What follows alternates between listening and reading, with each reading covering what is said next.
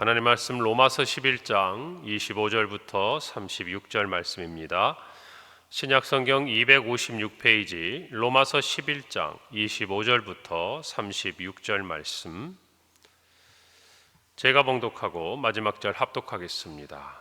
형제들아, 너희가 스스로 지혜 있다 하면서 이 신비를 너희가 모르기를 내가 원하지 아니하노니, 이 신비는 이방인의 충만한 수가 들어오기까지 이스라엘의 덜어는 우둔하게 된 것이라.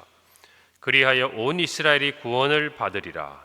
기록된 바 구원자가 시온에서 오사 야곱에게서 경건하지 않은 것을 돌이키시겠고, 내가 그들의 죄를 없이 할 때에 그들에게 이루어질 내 언약이 이것이라 함과 같으니라. 복음으로 하면 그들이 너희로 말미암아 원수된 자요, 택하심으로 하면 조상들로 말미암아 사랑을 입은 자라. 하나님의 은사와 부르심에는 후회하심이 없느니라. 너희가 전에는 하나님께 순종하지 아니하더니 이스라엘이 순종하지 아니함으로 이제 긍휼을 입었는지라. 이와 같이 이 사람들이 순종하지 아니하니 이는 너희에게 베푸시는 긍휼로 이제 그들도 긍휼을 얻게 하려 하심이라. 하나님이 모든 사람을 순종하지 아니하는 가운데 가두어 두심은 모든 사람에게 긍휼을 베풀려 하심이로다. 깊도다 하나님의 지혜와 지식의 풍성하며 그의 판단은 헤아리지 못할 것이며 그의 길은 찾지 못할 것이로다. 누가 주의 마음을 알았느냐? 누가 그의 모사가 되었느냐? 누가 주께 먼저 드려서 갚으심을 받겠느냐? 함께 읽습니다. 이는 만물이 주에게서 나오고 주로 말미암고 주에게로 돌아감이라. 그에게 영광이 세세 있을지어다. 아멘.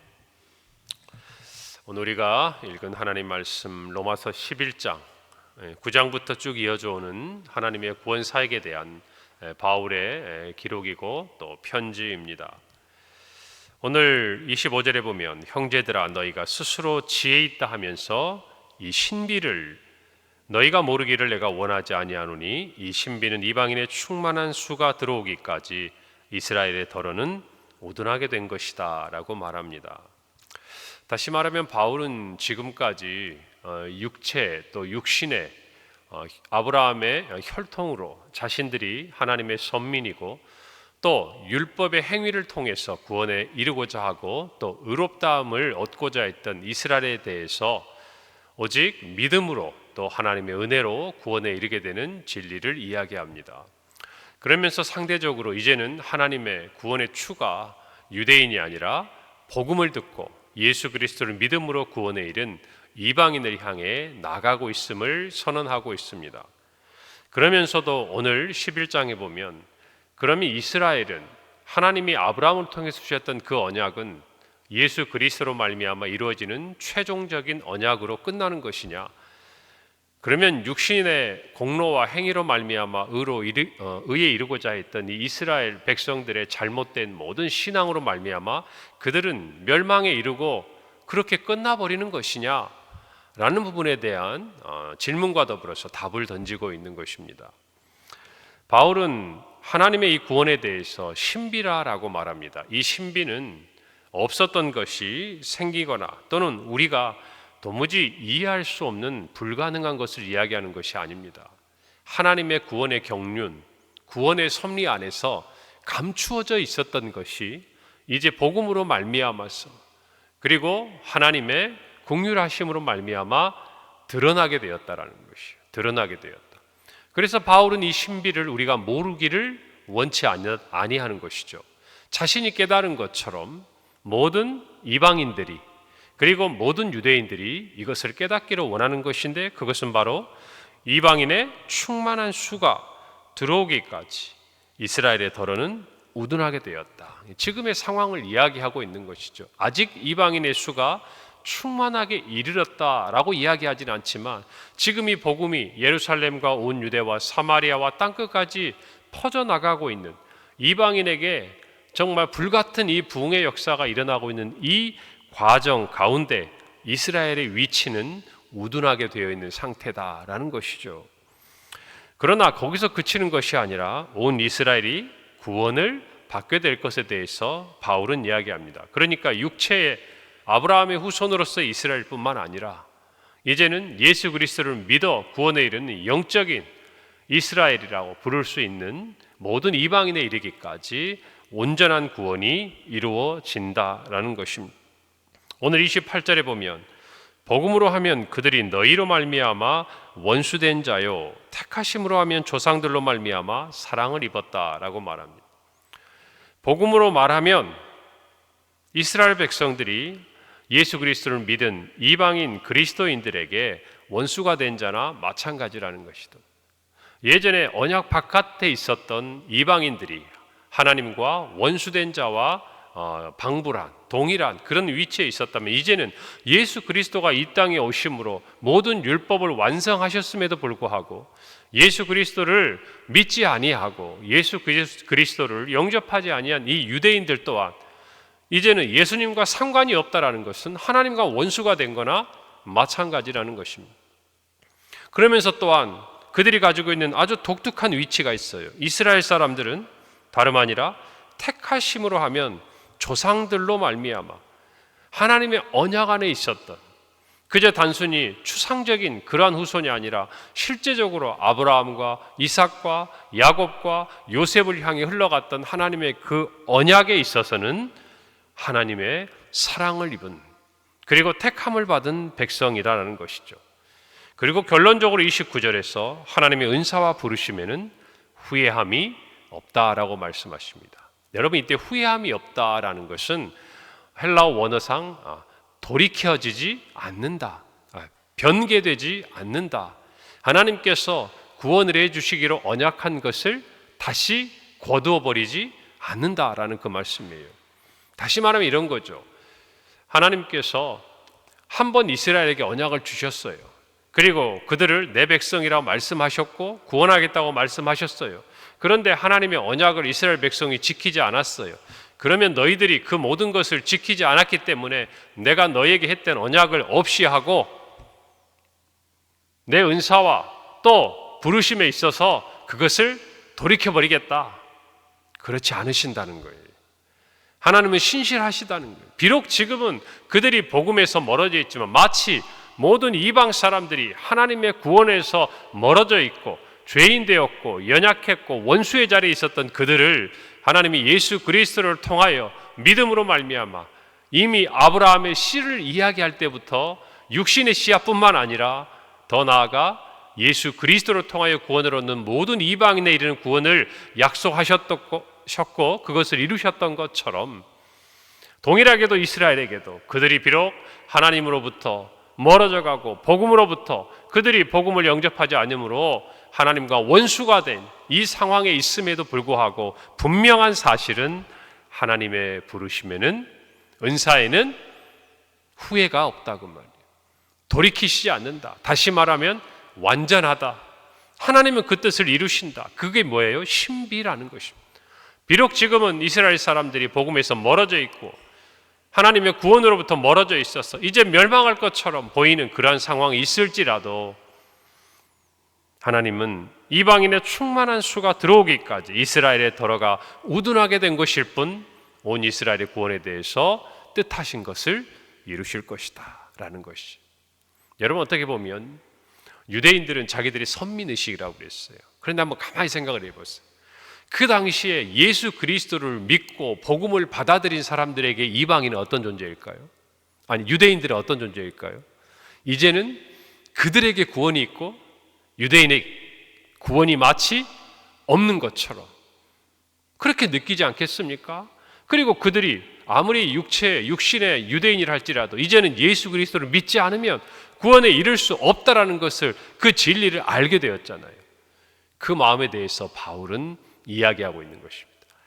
비록 너희 눈에는 하나님과 원수된 것 같은 지금의 유대인이라고 할지라도 이스라엘이라 할지라도 하나님은 하나님의 은사와 그 부르심에 있어서 돌이키시지 않고 반드시 회복시킬 것이다.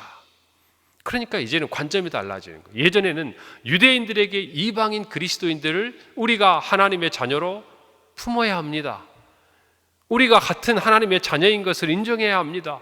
예수 그리스도를 믿는 복음 안에서 하나 되었습니다 라고 이야기하고 있지만 또 한편으로는 이제는 복음 안에서 그것을 받아들이고 믿은 이방인들에게 지금은 예수 그리스도를 믿지 않고 배척하고 복음에서 멀어지고 멸망의 길을 향하여 가고 있는 이스라엘 사람들을 이제는 또한 하나님이 구원하심을 믿고 여러분이 사랑해야 합니다.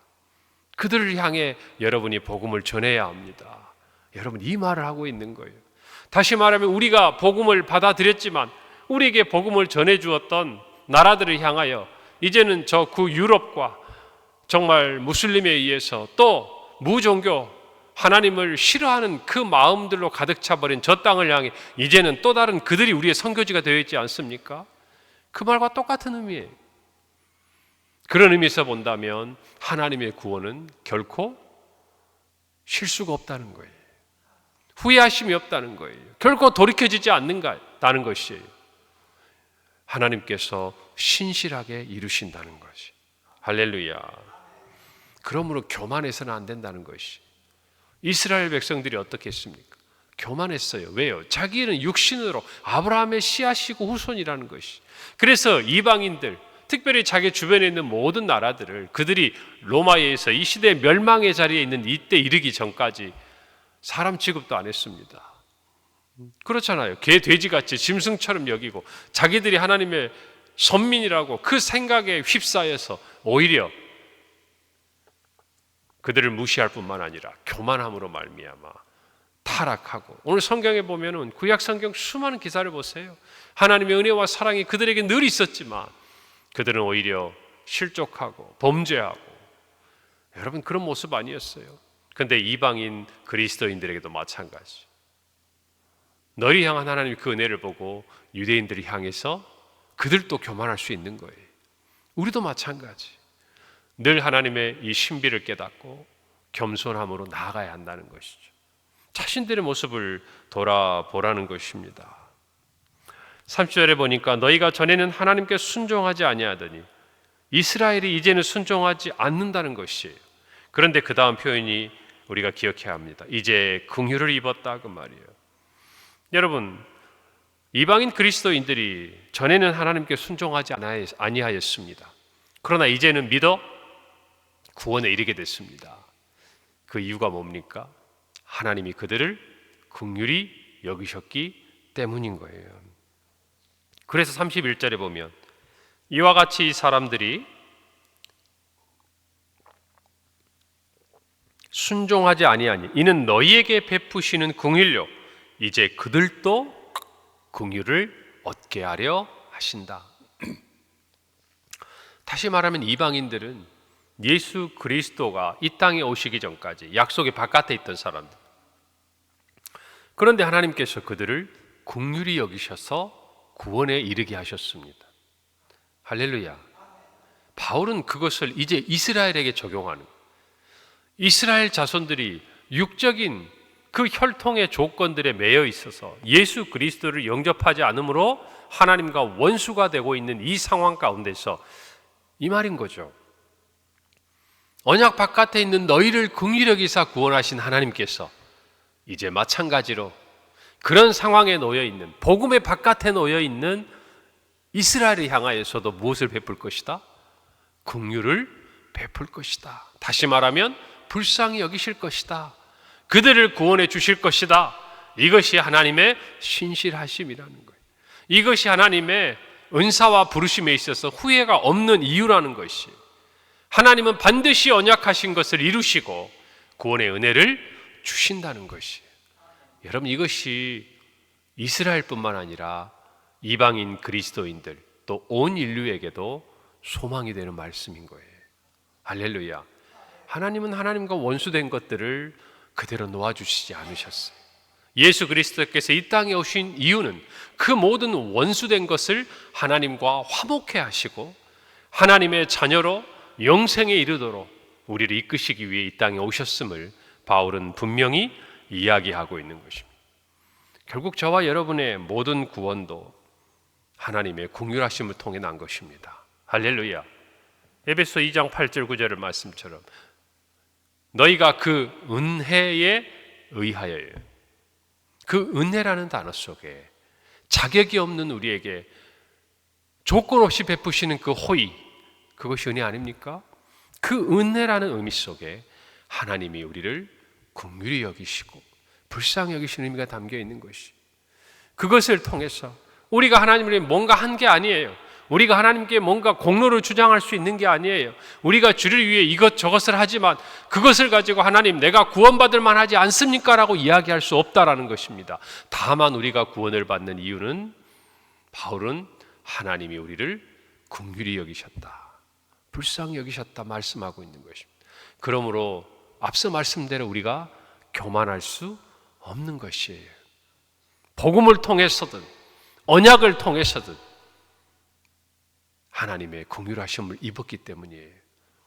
이스라엘도 마찬가지예요. 그들이 하나님 말씀하십니다. 너희가 수요가 많은 것도 아니고 너희가 이 땅에서 많은 강대함을 가지고 있는 어떤 조건이 있는 것이 아니라 다만 하나님이 너희를 사랑하심으로, 그래서 그 사랑 안에 긍휼히 여기심이 들어있는 거예요. 오늘 저와 여러분도 마찬가지입니다. 우리가 구원을 받아 이처럼 하나님의 자녀가 되고 오늘의 찬양처럼 천국에 대한 소망을 가지고 이 몸의 소망이 하늘에 있다고, 주께 있다고 찬양할 수 있는 이유가 있다면 하나예요. 그것은 바로 하나님께서 우리를 사랑하셨다는 거예요. 그 사랑의 다른 표현이 긍휼히 여기신 겁니다. 할렐루야. 그래서 바울은 이렇게 찬양해요. 33절부터 깊도다 하나님의 지혜와 지식의 풍성함이요 그의 판단은 헤아리지 못할 것이며 그의 길은 찾지 못할 것이로다.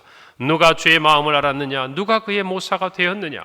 누가 주께 먼저 드려서 갚으심을 받겠느냐?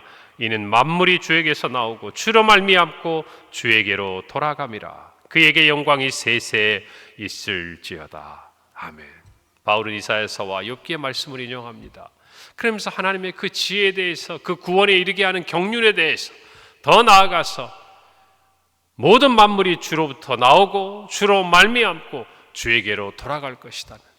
아니, 하나님께서 우리에게 허락하신 그 은사와 부르심이 이와 같은 결과로 나타날 것이라는 것입니다. 이스라엘 또한, 이방인 그리스도인들 또한, 모든 이 세상의 만물 또한 마치 온천한 만물이 창조되고 예수 그리스도로 말미암아 주님이 다시 오실 때에 우리 모든 인류뿐만 아니라 모든 창조된 이 피조물 세계가 회복되는 것처럼 이방인이든 이스라엘이든 모든 사람들이 예수 그리스도를 믿어 구원에 이르는 이 하나님의 구원의 계획은 주로 시작되었고 주로 말미암게 되었고 주님으로 말미암아 완성될 것이라고 이야기하고 있는 거예요. 할렐루야. 이 말씀을 마음에 새기기를 바랍니다. 여러분, 이 구원은요, 하나님이 구원하시면 풍성하세요. 쉽게 말하면 레드오션이 아니란 말이에요. 저 사람이 구원을 받았다 그래서 내가 구원에 이르지 못하는 게 아니에요. 이단이 이야기하는 것처럼 14만 4천 명, 몇 명 안에 들지 못하면 그래서 내가 저 사람과 경쟁해서 그 구원의 품 안에 들어가야 하는 그런 작고 제한적인 구원이 아니에요. 하나님의 구원은 깊고 풍성하고 충만하고 넓어서 모든 사람을 품고도 남음이 있음을 아셔야 돼요. 할렐루야. 그러므로 우리는 하나님의 그 긍휼하심을 따라 우리도 구원을 받은 것처럼 수많은 사람들을 구원에 이르도록 전파해야 되는 거예요. 이 하나님의 구원의 기쁨과 풍성함을 나누어야 하는 것이, 아무리 우리가 전하고 나누어도 부족하지 않아요. 하나님의 긍휼하심은, 하나님의 구원하심은 크고 깊고 넓은 것이에요. 그래서 우리는 태신자 작정을 하고 전도함을 주저하지 않는 것이 하나님의 그 구원의 깊고 부요하심을 믿기 때문에, 풍성하심을 믿기 때문에. 할렐루야. 그런 마음으로 우리 모두가 하나가 되어서 정말 작게는 우리 교회 공동체, 우리나라의 정말 한국교회, 또 세계교회, 우리 주님이 다시 오심을 소망하는 모든 하나님의 자녀들에게 베푸시는 이 구원의 신비를 저와 여러분이 기억하고 믿음 안에서 오늘도 하나님의 긍휼하심 가운데 거하며 승리하는 복된 날이 되기를 간절히 바랍니다. 기도하겠습니다. 하나님 은혜를 감사합니다. 하나님의 그 구원의 신비를 찬양합니다. 하나님의 그 지혜와 지식의 풍성함을 찬양합니다. 하나님 아버지, 우리를 위해 시작하신 그 놀라운 구원의 역사가 예수 그리스도께서 이 땅에 오심으로 완성될 때까지 주님의 그 긍휼하심과 주님의 그 사랑하심과 주님의 그 인도하심을 전파하며 예수 그리스도로 인해 구원을 얻는 많은 사람들을 인도하는 우리 모든 성도들의 삶이 되게 하시고 우리 교회가 되게 하시며 하나님의 그 구원의 신비를 따라 하루하루 주님과 동행하는 우리 모든 성도들의 삶이 되게 하옵소서. 예수님의 이름으로 기도합니다. 아멘.